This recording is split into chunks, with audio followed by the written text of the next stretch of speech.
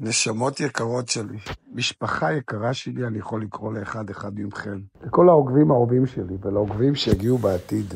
לקבוצה שלנו, שהיא קבוצה של אהבת חינם. בשנה האזרחית החדשה הזו, אנחנו פותחים דף חדש. אני מברך את כולכם עם תפילה ותקווה גדולה. אני רוצה לברך את כולנו, שכל החטופים ישתחררו במהרה. של כל כוחות הביטחון האהובים שלנו, יחלימו וישובו לביתם בשלום. שלא נדע עוד צער בצרות, ושיהיה שלום אמיתי לעם ישראל ולעולם כולו. כולנו נגיד יחד אמן ואמן. השנה החולפת הייתה שנה של כאב ושבר, במיוחד ביום השביעי באוקטובר, שזה היה אות מהקדוש ברוך הוא על מנת שנתאחד כולנו באמונה באהבת חיים. כי זהו דור המשיח למי שמבין, שבו נקטעה את מסיבת האחדות בנובה, ברגע שטרגדיה איומה.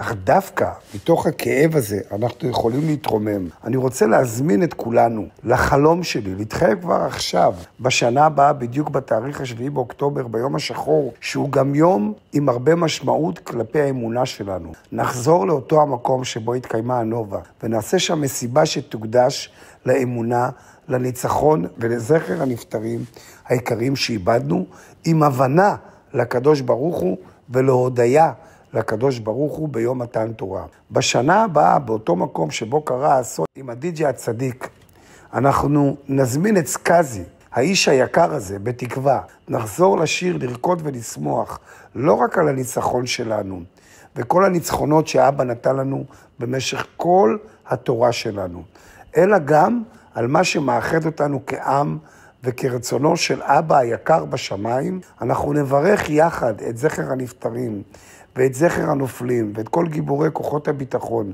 ונודה לבורא עולם על המתנה הכי גדולה שקיבלנו, התורה הקדושה, האחדות והאמונה. במקום מסיבה של עגל הזהב, נעשה מסיבה של תודה. במקום להלל את בודה, אנחנו נעלל את ספרי התורה ואת הקדוש ברוך הוא, ששמר עלינו מאז ומתמיד.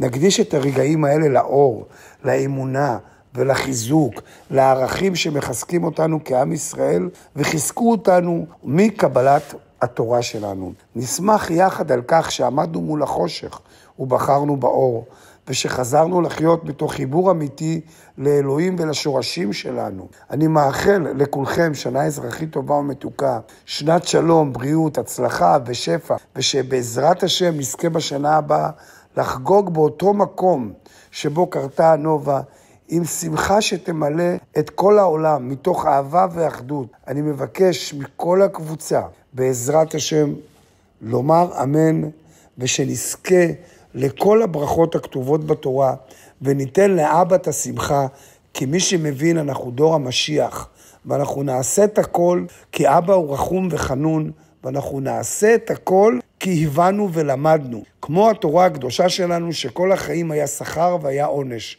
אז אנחנו נהפוך את המסיבות שלנו למסיבות של הודיה לאבא היקר שלנו. אוהב אתכם, ושיהיה לכם את השנה הכי טובה בעולם. אתם כל אחד ואחד בנשמה שלי.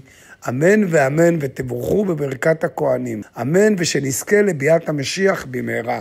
אוהב אתכם מכל